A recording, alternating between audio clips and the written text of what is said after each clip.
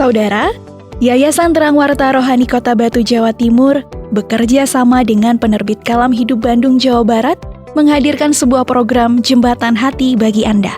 Jembatan Hati adalah program siaran yang memaparkan kondisi dan sifat-sifat hati manusia. Selamat mendengarkan.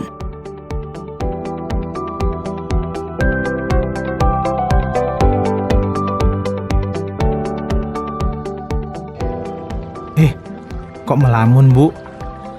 Ada masalah, ta? Kok kayak nggak seperti biasanya gitu? Ibu itu masih kepikiran, Pak. Sama apa yang Ibu lihat kapan hari itu. Emangnya apa, Bu? Yang buat Ibu kepikiran? Cerita-cerita. Siapa tahu Bapak bisa bantu kasih solusinya. Bapak masih ingat nggak waktu kita jalan-jalan ke pantai? Oh, yang itu ya ingat, Bu. Emangnya kenapa? Pasti pengen jalan-jalan ke pantai lagi ya? Kalau jalan-jalan ke pantai ya emang menyenangkan, Pak. Tapi waktu itu ada pemandangan yang membuat Ibu itu rasanya gimana gitu loh, Pak. Pemandangan yang mana, Bu? Itu loh, Pak. Waktu ada perahu lewat, Bapak inget nggak? Yang bawa kayak binatang itu loh. Ingat kan? Ya. Katanya orang-orang saat itu mau dibuang ke laut loh binatangnya. Jadinya kan kasihan, Pak. Ingat nggak? Iya. Ingat sih Bapak, itu benar juga. Tapi ya itu kan sebuah kearifan lokal, Bu, yang ada di masyarakat sana. Mereka itu mempercayai kalau dengan memberikan semacam korban, maka akan memberikan keselamatan bagi lingkungan sekitarnya, Bu. Jadi kayak acara adat gitu loh. Gitu. Jadi itu kearifan lokal yang memang tetap harus dilakukan sampai sekarang gitu, Pak? Betul, benar itu, Bu. Itu merupakan keyakinan masyarakat setempat. Dan itu adalah salah satu cara bagaimana supaya adanya harmonisasi dengan lingkungan, begitu, Bu. Oh, ya, tapi memang ya, Pak, ya secara perasaan rasanya itu kasihan gitu loh, Pak. Ya, tapi gimana lagi, itu adalah kearifan lokal yang memegang nilai-nilai yang masih harus dilestarikan sampai sekarang. Iya, Bu. Itu adalah warisan budaya yang kita miliki sebagai bangsa Indonesia, Bu. Nah, di balik semua itu, Bu, sebenarnya ada sesuatu yang bisa kita pelajari gitulah, Bu, istilahnya. Apa itu? Gini, ternyata pengorbanan itu diyakini mampu mengharmonisasi alam ini, Bu. Atau dengan bahasa yang lebih jelas lagi, dengan adanya korban itu, maka akan meredakan murka dari yang lebih berkuasa dari kehidupan manusia. Gitu, Bu. Lah kok bisa kayak gitu toh, Pak? Ya apa nggak ada cara lain gitu selain memberikan pengorbanan kayak yang kita lihat waktu itu? Ya misalnya memberikan buah-buahan gitu kan, bunga atau apalah gitu. Ya kalau binatang yang dikorbankan kan artinya kan ada nyawa yang harus dihilangkan, Pak. Ya benar sekali sih, Bu. Tetapi jika kita belajar kitab suci, maka akan kita temukan prinsip ini sudah sejak awal manusia hadir di muka bumi. Jadi sudah ada dari dulu gitu loh, Bu. Ibu masih ingat apa yang Tuhan lakukan waktu manusia melawan perintah Tuhan? Ya Ibu ingat lah, Pak. Ya Tuhan pasti menghukum manusia. Ya tapi itu saja yang Ibu pahami, Pak. Oke. Tapi kalau kita lebih jeli lagi membaca kitab suci, Bu, maka di situ kan ada sebuah peristiwa yang tampaknya biasa aja gitu, tapi memiliki makna yang sangat dalam. Peristiwa apa itu, Pak? Kalau Ibu masih ingat nih ya, ketika manusia melawan Tuhan, kan saat itu manusia mendapat hukuman itu, Bu. Iya. Karena manusia tahu bahwa mereka sedang telanjang. Oh iya iya iya. Ibu ingat Pak. Oh, ingat kan? Saat itu manusia membuat pakaian dari daun untuk menutupi ketelanjangan mereka. Ya, betul sekali Bu. Oh iya iya iya iya. Tapi ternyata ada peristiwa yang lebih luar biasa lagi Bu. Apa itu Pak? Ibu kok jadi penasaran? Nah, ada penggalan peristiwa yang hampir sama seperti yang kita obrolin di awal tadi itu loh Bu. Apa? Ada binatang yang dibuang ke laut?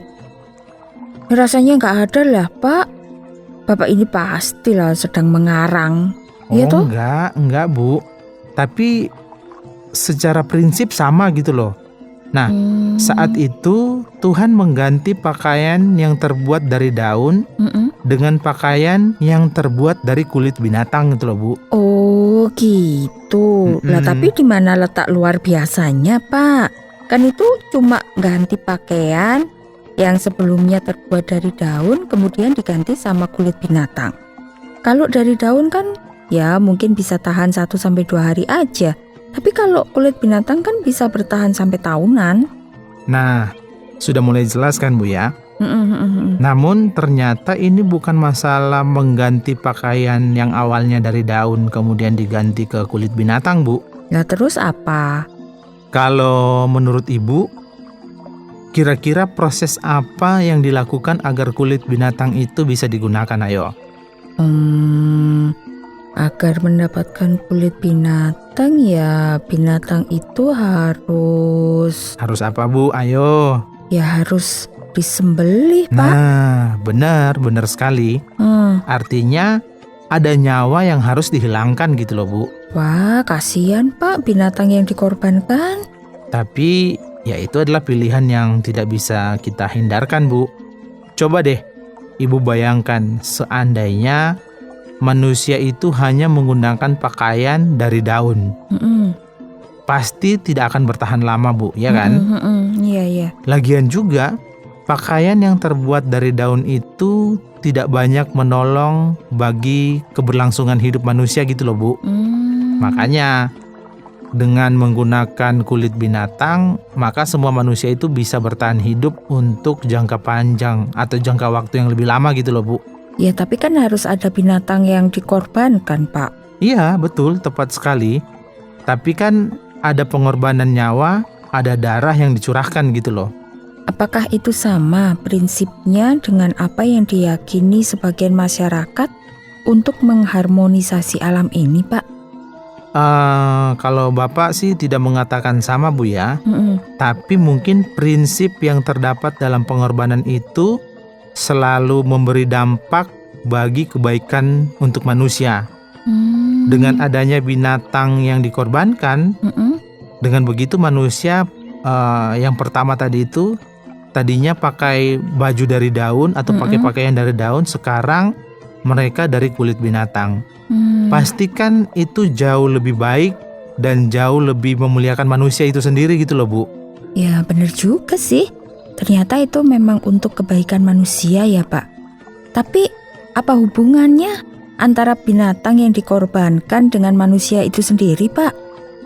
Kalau kita refleksikan lagi Bu ya, untuk sebuah kebaikan maka akan selalu ada pengorbanan Bu. Pengorbanan itu tidak selalu membuat kita senang atau ikhlas. Coba sekarang, seandainya kita disuruh mengorbankan apa yang sangat berharga bagi diri kita, apakah kita sanggup Bu? Ya pasti sangat berat dong Pak. Ya misalnya aja ini mencontohkan diri sendiri aja ya Pak. Seandainya ibu disuruh mengorbankan cincin di jari ibu ini, ya pasti sangat gak mudah lah Pak. Ini kan hasil menabung bertahun-tahun. Nah benar sekali Bu. Itu baru benda-benda yang bisa kita beli kembali. Tetapi bagaimana dengan nyawa Bu? Kan nyawa kan nggak bisa dibeli kembali Bu. Sekali hilang ya udah nggak bakal kembali lagi. Betul Pak. Binatang yang sudah disembelih kan juga nggak bisa hidup lagi. Ya tapi dampaknya bagi manusia itu sangat luar biasa. Nah itu yang tadi Bapak katakan, kalau ada nilai-nilai yang dipegang di tengah-tengah masyarakat, bahwa dengan memberikan pengorbanan maka akan ada keharmonisan di alam ini, Bu. Apakah boleh Pak kita mengatakan bahwa korban itu seperti pereda murka gitu? Maksud Ibu murkanya siapa, Bu? Tadi kan Bapak katakan harmonisasi dengan alam. Ya katakanlah gini Pak, kalau terjadi bencana, Ya, maka itu ternyata alam kan sedang nggak baik-baik saja. Betul. Atau sedang murka, gitu loh maksudnya Pak. oh gitu. Tapi itu kan adalah keyakinan yang memang dipegang oleh beberapa masyarakat, Bu. Mereka ini meyakini untuk mengharmonisasi alam agar tidak ada bencana. Maka akan ada korban yang dipersembahkan. Dalam kaitan dengan itu, maka kita bisa memahami bahwa pengorbanan itu dapat meredakan murka dari alam atau kekuatan lain yang ada di dunia ini gitu loh, Bu. Oh, oke Pak. Sekarang Ibu mulai paham ini. Memang rasanya nggak tega ya, tapi itu adalah sebuah pilihan karena tujuan utamanya adalah untuk keselamatan bagi manusia itu sendiri. Setuju, Bu. Setuju. Iya. Jadi ternyata memang keselamatan bagi manusia itu menjadi tujuan dari aktivitas-aktivitas keyakinan yang ada di tengah masyarakat kita. Kita memang harus menghormati itu sebagai bentuk keberagaman di tengah-tengah bangsa kita, Bu. Iya Pak, Ibu sekarang paham kalau manusia itu sangat berharga. Bahkan itu sudah ditunjukkan dalam penggalan kisah sejak manusia diciptakan bahwa Tuhan sendiri itu menyediakan pakaian dari kulit binatang. Ya, pada proses itu tentu ada korban ya Pak ya, ada Betul. pengorbanan, ada nyawa yang harus dihilangkan. Demi apa? Ya demi keselamatan manusia itu sendiri. Rasanya apa yang Ibu sampaikan tadi adalah hakikat dari pengorbanan tertinggi, Bu. Yaitu menyerahkan nyawa demi kebaikan umat manusia. Betul Pak, kita ini loh belum seberapa gitu loh, baru diminta berkorban uang aja. Ngomelnya udah berbulan-bulan. Ya toh? Nyindir ini pasti, nyindir ya. Enggak kok, cuman mengingatkan enggak boleh pelit soal uang ke istri. Biar kita para istri juga berbahagia. Betul begitu kan Pak? Oke deh kalau begitu, Bapak mau traktir Ibu deh makan yang paling enak hari ini. Mantap. Kalau yang ini Ibu sangat setuju. Oke deh, kalau gitu Ibu siap-siap dulu ya Pak. Oke, cepetan Bu, Bapak Ya. udah lapar ini. Oke Pak.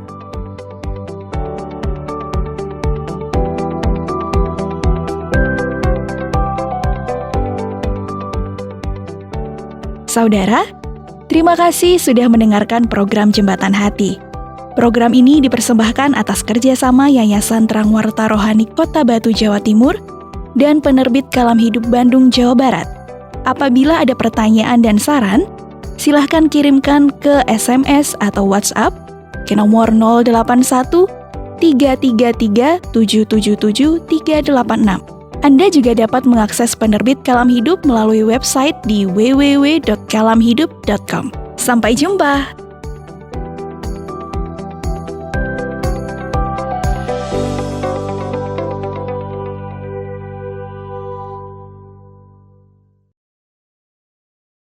Terima kasih Anda sudah mengikuti program kami. Jika Anda diberkati, jangan lupa like, komen, dan share supaya Anda tidak ketinggalan setiap program terbaru kami. Jangan lupa juga untuk subscribe channelnya dan nyalakan loncengnya. Jika Anda ingin mendukung pelayanan kami, bisa melalui rekening kami berikut ini atau menghubungi kami di sini.